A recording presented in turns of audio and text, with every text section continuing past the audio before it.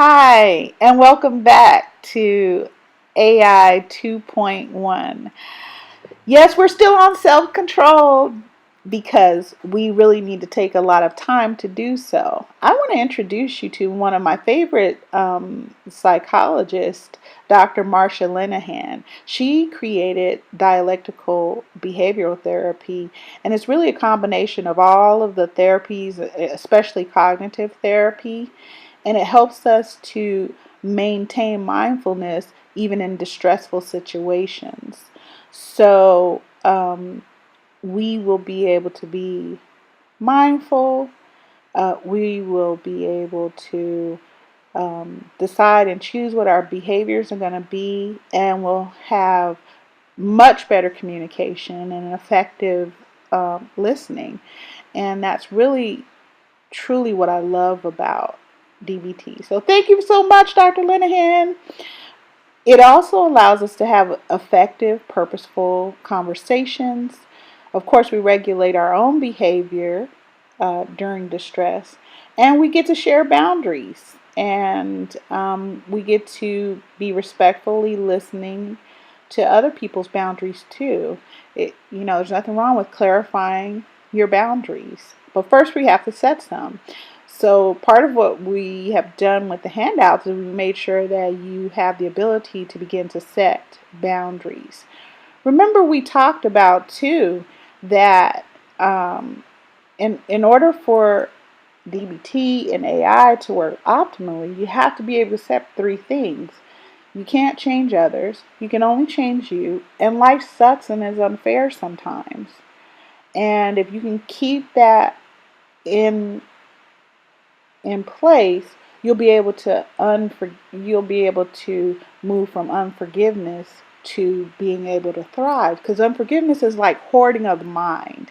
The past is a lesson, and we can choose to hold on to the pain and hurt and suffering and anger, or we can choose to use that pain, anger, and suffering and hurt and thrive from it and actually grow from it. I know I have. I use AI every single day. So it's important that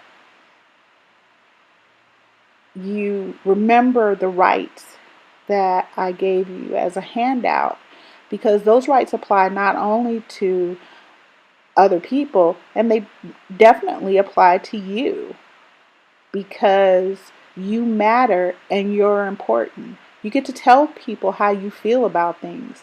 And true, feelings aren't a fact, and yet they are a reality to you, and you do get to share your feelings respectfully.